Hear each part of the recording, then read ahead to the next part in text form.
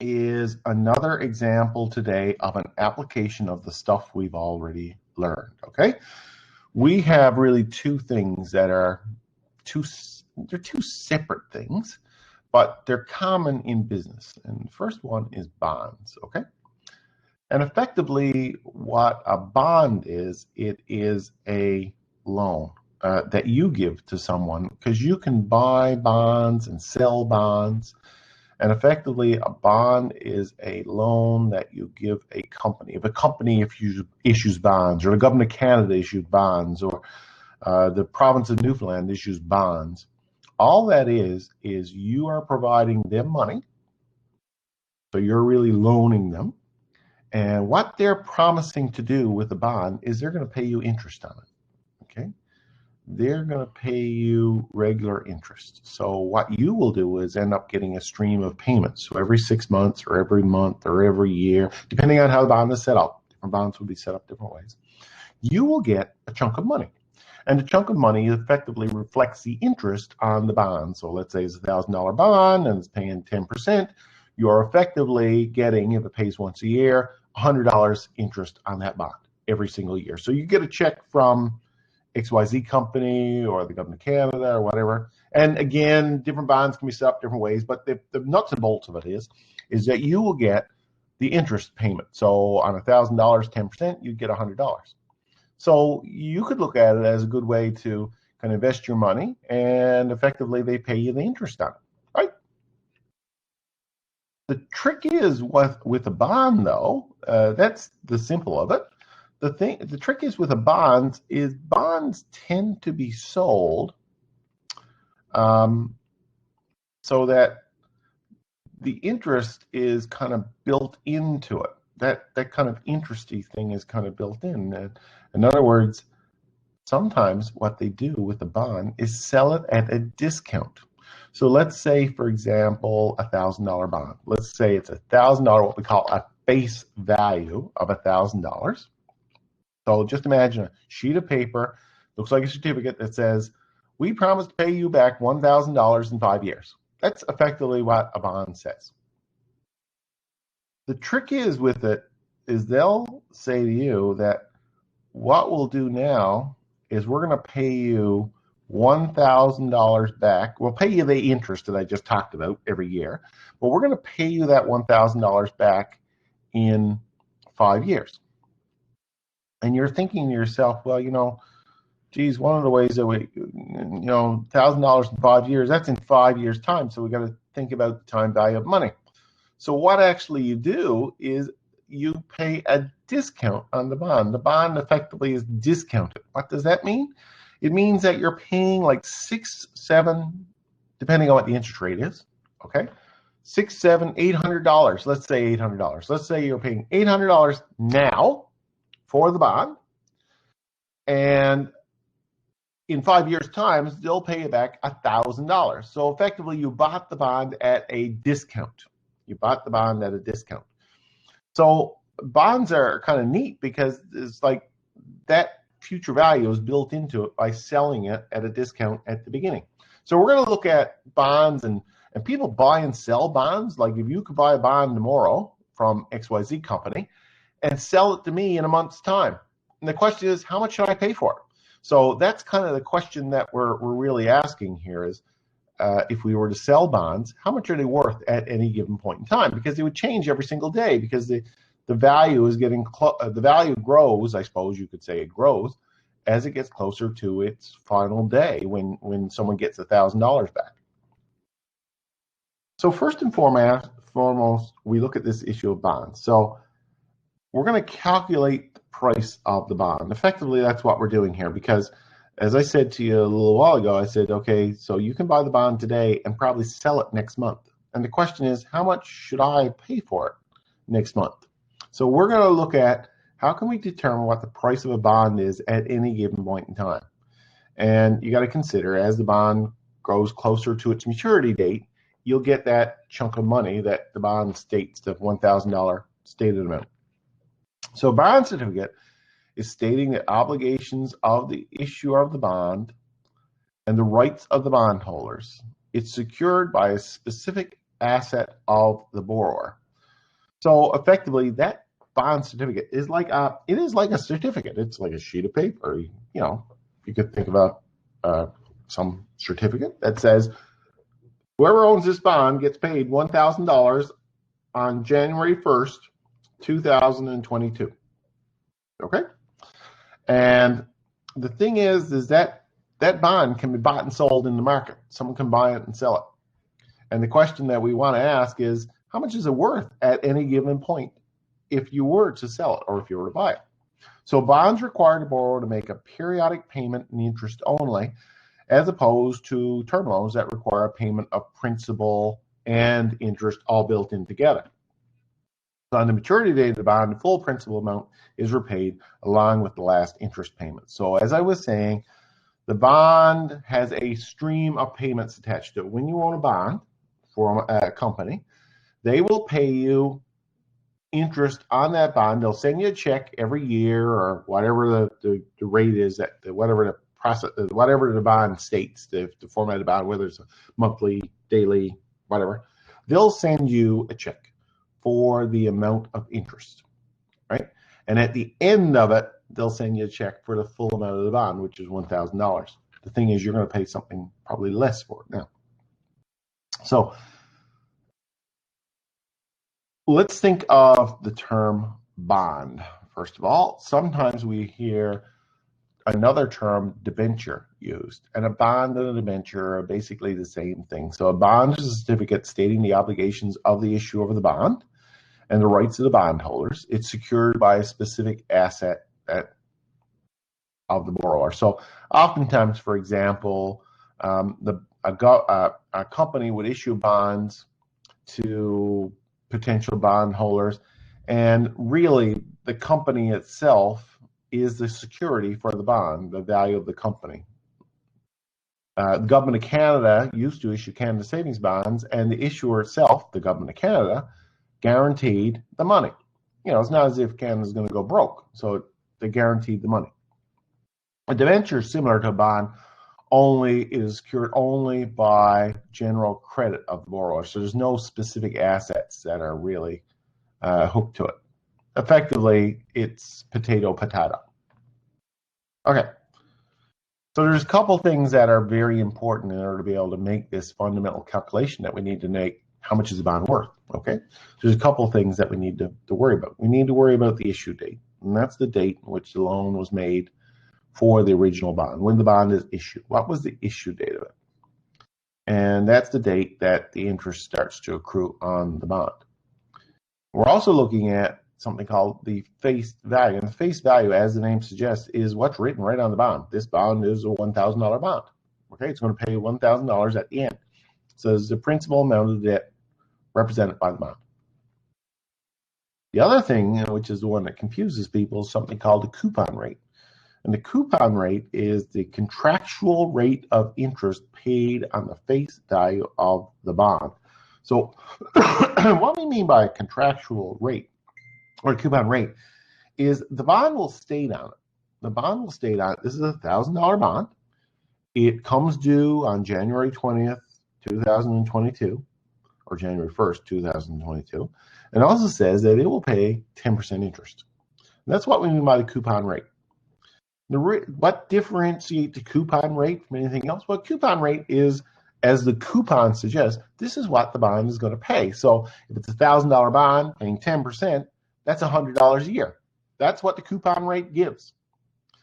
The market rate, as opposed to the coupon rate, is what the market is paying for interest on types of things. You know, like, for example, what's the Bank of Canada charging for interest? The market rate and the coupon rate could be different. There's no guarantees that what the bond is paying in terms of its stated interest rate is also the market rate. And that's going to make a difference with regards to the value of the bond. So if I'm just going to hop back past my little video. So you could think of a bond as like a little sheet of paper, and it has $1,000 on it. And on the coupon, the reason it was called a coupon, by the way, is these things bonds used to be all on paper, not so much anymore. And they used to have a little, like a rip-off on the side. You could imagine little perforations on it. And the ripoff would state that whoever owned that ripoff could cash it in at a given point in time for 10% of the 10% interest on the bonds. Whoever owned the bond would get, whoever had that little slip of tear-off paper would actually get the value of the interest. So it was a coupon.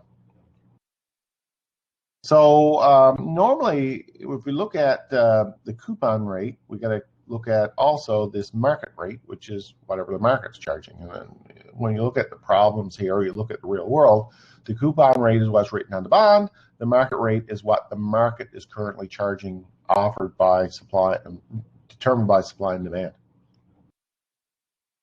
Interest on a bond tends to be semi-annual, unless it states otherwise. It's semi-annual.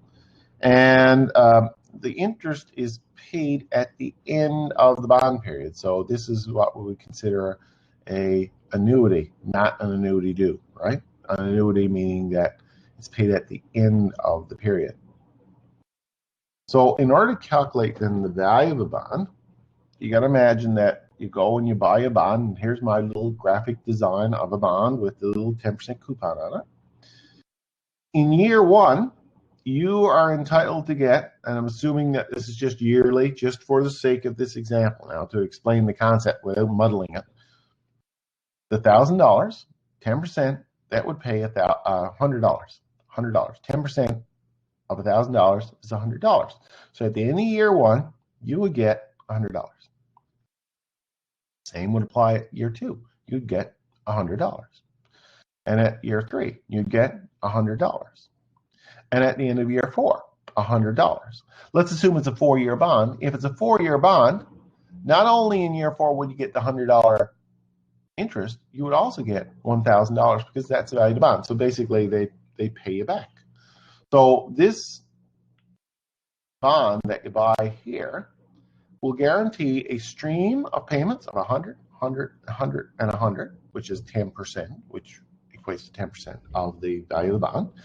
Plus, it will give you at the end the value of the stated value of the bond. Okay? And really, we have to think then, okay, well, what is the total value of the bond? Well, the total value of the bond is the stream of the payments of interest. So if we were to take the present value of the stream of payments, so here in this particular example, I got 1, 2, 3, 4 payments of $100 at the end of each year. What I can do is find the present value of that stream, and that would bring it back to right here. So that would tell me how much that stream of payments is worth. And I also would need to take the present value, in order to find out what is worth now, of $1,000 in 4 years' time. So this is just a simple present value. So I'd have to take present value of the $1,000 and add it to the present value of the stream of payments, of interest payments, and that will give me really the bond price. Okay, so I have to figure out what the present value of 100, 100, 100, 100 is. I bring that back. That would be an amount somewhere around, $300 and change dollars. It'd be the raw numbers without any interest is $400, so it'd be something less than $400. Let's say $300. Then I have to take the present value of the 1,000, and that's in 4 years' time. So depending on what the market interest rate is, I could bring that back, and let's say that's $800. Okay, so 800 plus, let's say 300, would be $1,100. So the bond, for example, could be worth $1,100, even though it's only going to pay $1,000 at the end. Okay, so here is a simple example that I've done here of a bond, a more realistic example. So most bonds that we see are $1,000. That's what they're valued at. So what this is a promise to pay at some point in time in the future $1,000. On the coupon, we see it's 7%, meaning that the bond pays interest of 7%. So 7% on the $1,000. Now, we do know that bonds, by definition, that what we're talking about, most bonds, unless it's stated otherwise, pay interest semi-annually. Okay, and this is why I didn't want to confuse you back here where I haven't done semi-annual. I just tried to illustrate the concept without getting into the semi-annual thing. So seeing they pay interest semi-annually, we have to take the periodic interest rate, which is 7% here, divide that by 2, 3.5%. So effectively, this bond pays 3.5% interest every 6 months. And what's 3.5% interest on $1,000? 3.5 times 1,000 is $35. So every 6 months, $35 would come to you, the owner of that bond, and that would flow for the life of the bond, okay? At the end of the month, or at the end of at the end of the half year. So the question is, you're going to keep this bond for 5 years, and you're going to sell it. We don't know when the bond, we don't have to worry about when the bond is going to mature. We're going to sell it after 5 years. So we go buy this thing. We're going to sell it after 5 years. What's it worth? Well, in order to be able to get an idea of what's it worth, we need to know what the market interest rate is. The market interest rate is distinct from the coupon rate. The coupon rate, what the bond is paying. Here's what the market's paying, 6%. So in order to be able to calculate what is that bond worth right now today, okay, we have to take the present value of the stream of interest payments and add it to the present value of the future value of the bond. So the bond is basically, we're going to figure out what is the present value of that $1,000 in 5 years' time. Okay, so in order to calculate the present value of the interest payments, so we got this stream of interest payments of $35, and it is for 5 years. So 5 years times 2 a year, that's 10 payments. So N is 10. So let's plug it into the formula for calculating the present value of an annuity. So here's the formula. The payment, which is $35, 1 minus 1 plus I. We know that the I is the market rate, 6%, and we're going to assume that that too is the same in terms of every half year. So we need to cut that in 2 in order to get the calculation correct. There's 10 periods over the I. This then comes to $298.56. So in other words, that stream of payments of $35, those 10 payments of $35 over the 5-year period is worth $298.56 today at the prevailing interest rate of 6%. Okay, so we're taking the present value of that stream. We also need to take the present value of the $1,000 bond in 5 years' time, because in 5 years' time, it could pay us $1,000. So let's find out what the value of that is. So it's the future value of 1,000. The interest rate for the interest rate in the market is 6%, which is 0.006 divided by 2 to the power of 10, which is the number of compounds. That's 744.09. So the bond price today, what we'd have to pay for that bond in order to buy it would be $1,042.65.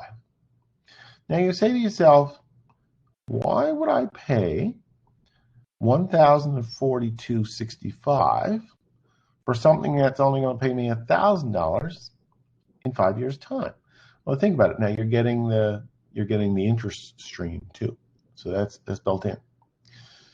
Why is it more than $1,000? It's more than $1,000 because the bond rate is 7% and the market rate is only 6%. So the bond actually is paying more than the market. So as a result, whenever you have the bond paying more than the market, that is in terms of the percentage interest rate, if the interest rate is higher on the bond than the market, you will find that the bond is going to be over, its price is going to be over its stated value. Okay? So that's kind of how those are calculated. And I put here, pricing bonds, the market present value of annuity of the bonds, interest payments plus the market present value of the face value of the bond is the fair market value of the bond today. That's basically how that works. Okay, So, and there's the formula. Bond price is the present value of the stream of payments of interest plus the present value of the end payment, which is the value of the bond. Okay. So here is another example of this application of bonds. A $2,000 7.5% coupon bond has 12.5 years remaining until maturity, and calculate the bond premium if the required rate of return of the bond is 5%, the bond market, sorry, of the bond market is 5% compounded semi-annual. Okay, let's take a look at this now and just think about this first. It's a $2,000 bond, okay? Most times they're 1,000, but there's nothing to prevent it from being anything different. So the bond effectively is going to pay you at the end of 12.5 years, is going to send you $2,000. It'll be worth $2,000. It pays a stated rate on the bond is 7.5%. So that's what 7.5% is used against. So 7.5%, in order to calculate the interest on the bond, we take 7.5% of 2,000. And seeing bonds are paid semi-annually, we got to take 7.5 divided by 2, and that will give you 3.75. So it's 3.75% on 2,000. Anyway, okay, so that's basically that. It's 12.5 years remaining to maturity, so it's ways off. We know too, the other thing that I wanted to point out to you is that the market rate is only 5%. So the bond is paying 1.5 times the market rate. 7.5% on the bond, 5% on the market.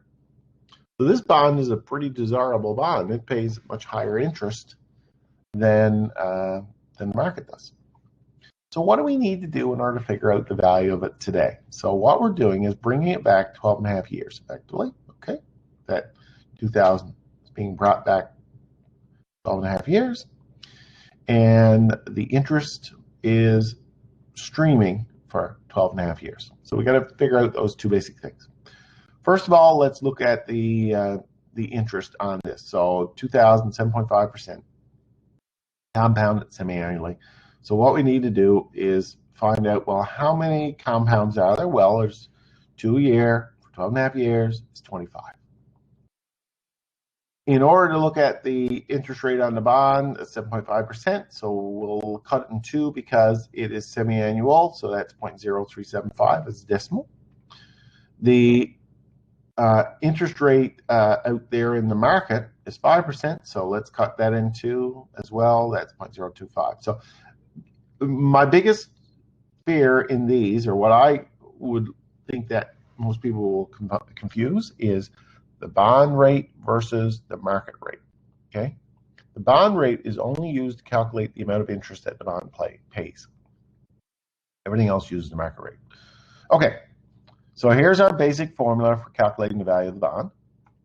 So our bond price then is simply the amount of payment that the bond makes. So effectively, it's 3.75% on 2,000, which is $70. I believe that's $70 if I were to be right, 3.5% on 2,000.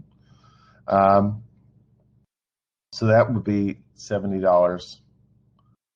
And so it's 0.03575 times 2,000. That would be the payment.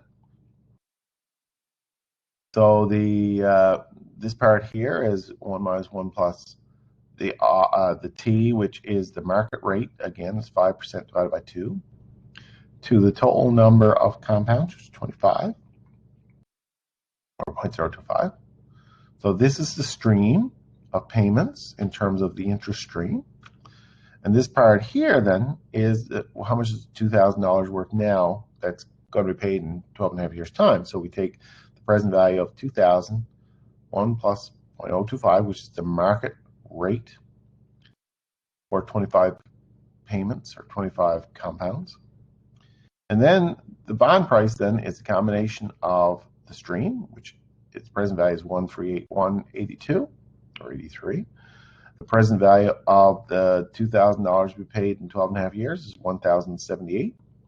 We add two of those together, and our bond price then is $2,460.61.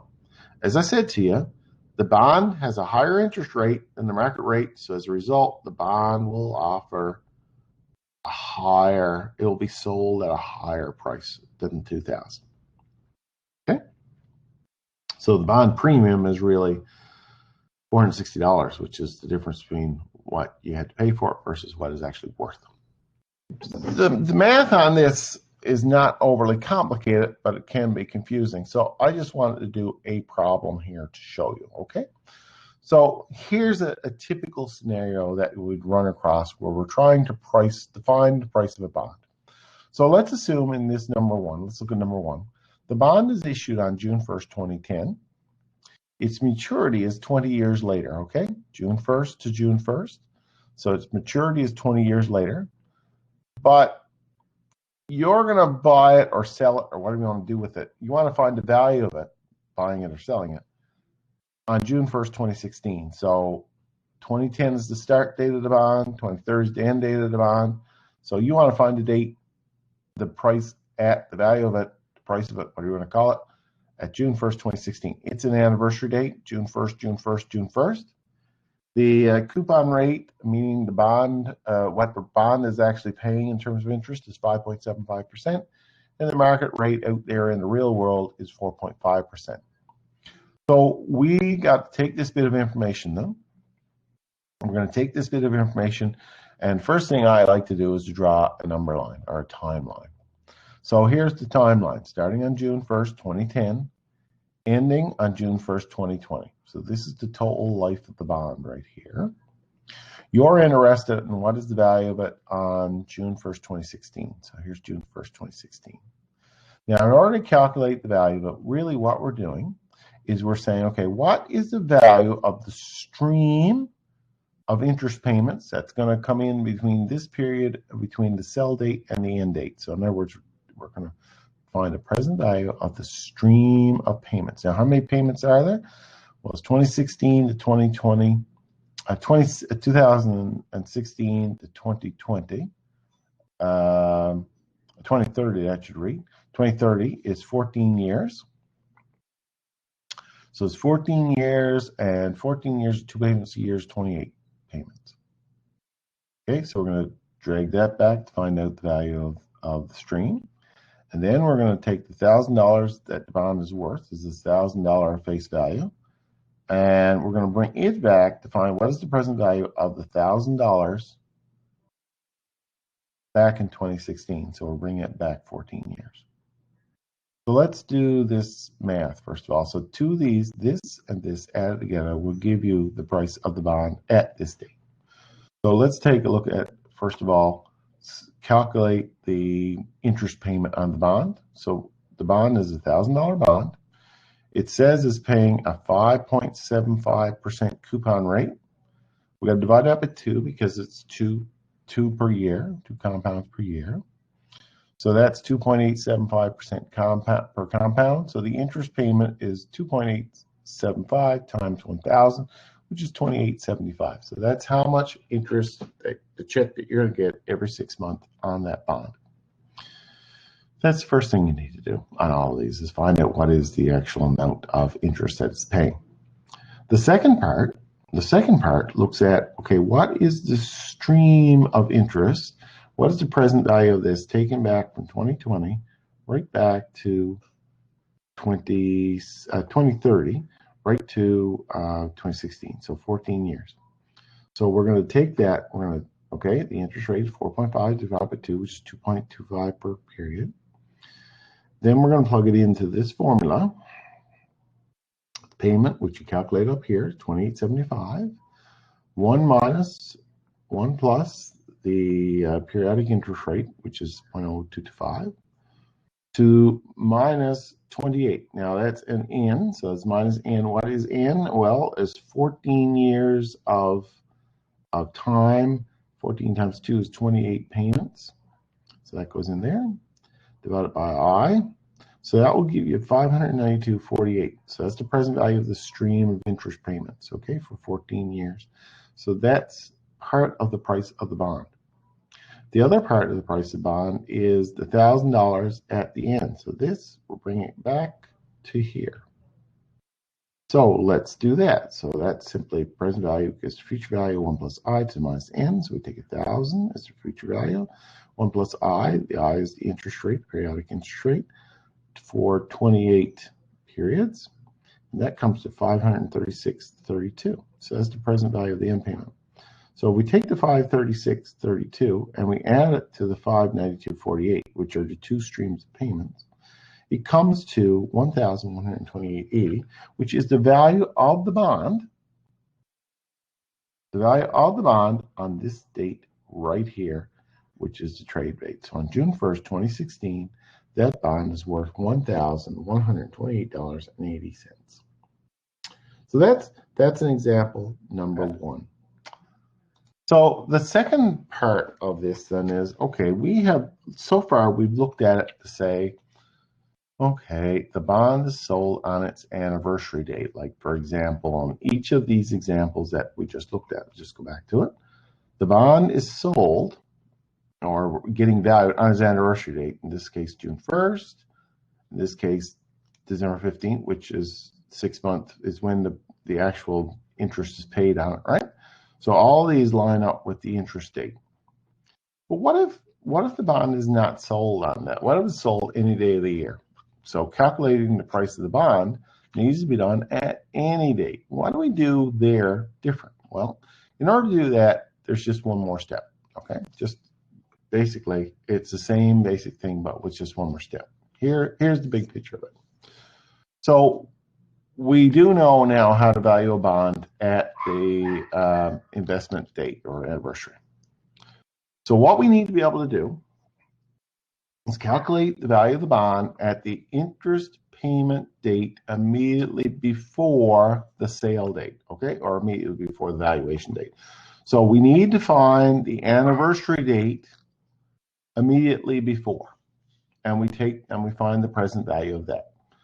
So that's no different than what we've done here. And then you got to count the days from the anniversary date to the date of the actual sale. And then you got to count how many days in total is the period between the two interest payments. So basically, you're trying to figure out where did this fall in between the interest dates, and find the proportion of the period it represents. Could be half the period, third of the period, 12% of the period, 15% of the period, whatever. Is basically divide one by the other, and it'll give you the percentage of how far it's true. And then what you do is you find the future value of the bond found in one for the period of time. So effectively, what we're going to do is value the date just prior to the anniversary date just prior to the sale. We find out when the sale is. The sale will fall somewhere between the two payment dates. So we're going to find the value here, and then we're going to use the future value formula and it'll bring it up to the exact date that you sell it on. So here it is, kind of in a little bit of a graphic here. So to calculate the bond price at any date, what we're going to do is calculate the bond price as we've done to the prior anniversary date. Then calculate the number of days up that your sale was passed, and figure out the total days in that period, and then we just find the future value of it. So here is an example, okay? So a $1,000 20-year 6% coupon bond was issued on August 15th, 2003, and it was sold on November 3rd, 2005 to yield the purchaser 7% compounded semi-annual until maturity. At what price did the bond sell? So this is a 20-year bond. So let's look. The date of the sale was August 15th. It's going to stretch until August 15th, 2023. The thing is, it got sold on November 3rd, 2005. So the very first thing we need to do is to say, okay, what is the, same as we did before, what is the amount of interest that's being paid every 6 months? That's number one. And then we got to ask ourselves, what is the value of the bond then, considering that, on the date the anniversary date, immediately prior to the sale date. So the anniversary date would be on the August 15th of 2005, which would be the one immediately prior to November 3rd, 2005. Okay. So let's go down and look at how this works. Well, it's $1,000. That's the future value. We know that it's compounded twice a year. So we take the 6%, which is the coupon there. We divide it by 2. And the market rate is 7%. We got to divide that by 2. So this is what the bond is paying. This is what the market is paying. And the number of periods is, well, it was sold on November 3rd, 2005. So what's that? 18. The August 15th, 2005 would be 18 years before the end. Okay. So that would be a total of 36 compounding periods to bring it to the anniversary date immediately prior to the sale date. So this is where we do this. We plug in the basic bond information to August 15, 2005, which is the value of the stream. Okay, so it's basically $30 every 6 months it comes in, 0.03 times 1,000 for 36 periods. Plus, we got to find out the value of the $1,000 brought back 18 years, which is what we're doing here. And we find out that the bond price is the total of the two, which is $898.55. And that would be on August 15th, 2005. That's what we would, that would effectively be, oh, I'm getting some feedback. That would be the value. Sorry, that was me. Okay, that would be the value on August 15th, 2005. Now that's important because the sale date was November 3rd, 2005, but remember we're doing it on the anniversary date immediately prior. So $898.54. So it's a little bit different than $898.54. So what we're going to do is we're going to take that $898.54 and we're going to ask ourselves, how many days is it from August 15th to November 3rd? Okay, so in this particular case, August 15th to November 3rd is 80 days. We just use our serial number table like we used in the very first few classes. And the total length of interest period is from August 15th to February 15th, which is the other 6-month anniversary, is 184 days. So 80 out of 184 is basically 43.5% through the period. So what we're going to do then is we're going to take this 888 and we're going to find the future value of it. We're going to take it and we're going to bring it ahead 80 days effectively. 80 days. So in order to do that, we use the future value formula. So we take the 898. There's the prevailing interest rate, which I think is 7% out there. Yeah. The 8%. And it's that much of the period. So it's 0.43 in as really a percentage of a period, which is 0.43, which we calculate to be here. And that will give you the future value of that bond into the exact date, which is November 3rd, 2005. But what I wanted to do for today, though, was to look at doing an example of one of these. And here we got very similar problems to what we did in the previous one. June 1st to June 1st. There's the total, number one. There's the total life of the bond, so it's a 20-year bond. And we wanted to find out the value on June 15th, 2014. So the anniversary date is June 1st, and whatever 6 months from then is, so that would be February 1st. And so the purchase date is June 15th. So what we got to do is we got to go and figure out how this looks on the timeline. Let's just draw the timeline for this. So in this particular case, we got June 1st, 2005 through to June 1st, 2025. The sale date is June 15th, 2014. So we need to be able to kind of say, where is that to along here? Where is it to? And if you look, we got to find the anniversary date immediately prior to that sale date. So immediately prior to is June 1st, 2014. So we bring it to June 1st, 2014. And we know June 15th is so many days long after that, 14 days. So, and the total number of days in the period then would be 184 or somewhere around there. So we calculate that. What we need to be able to do is kind of draw it out like this. Okay, here's June 1st, 2005, June 1st, 2025. This is the total time. We sold it on June 1st, 2014. I'm sorry, we sold it on June 15th, 2014.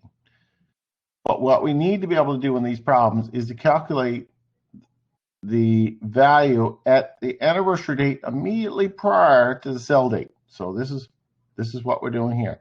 June 1st, 2014 is the anniversary date immediately prior to the sell date.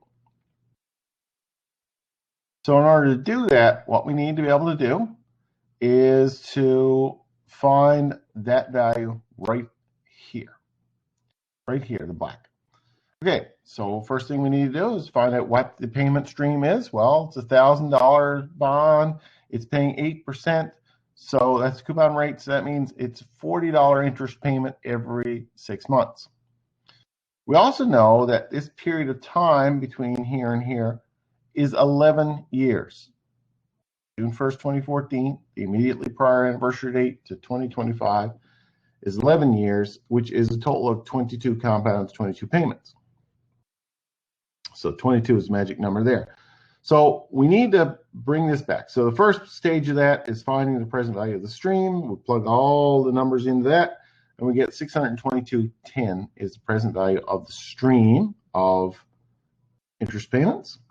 And then we say, well, what's the present value of the $1,000 that you get at the end? So we do the present value of the $1,000 we did at the end, bring it back 22 payments. It's $565. Two of those added together is $1,227.59. So in other words, the value of the bond on the date immediately prior, the anniversary date immediately prior to the sell date, which was June 1st, 2014 is this anniversary date, was $1,227.59. But the sell date was 14 days after that. So what we need to do is we need to say, well, let's bring this amount that we just discovered here, this $1,227.59, we're going to bring it ahead 14 days. Okay, so we know the value on June 1st, 2014 is $1,227.59. We just calculated that. We got to bring it ahead 14 days. There's a total of 184 days in the entire period. So 14/184th of a period is 0.0761. That then gets filled in for the value n. So we just we find the future value. Future value is present value 1 plus I to the n. We take the 1,227.59, we calculate it, do the calculation on that to the power, and we get 123001. In other words, on June 15th, that is valued or will be valued at 1230.01.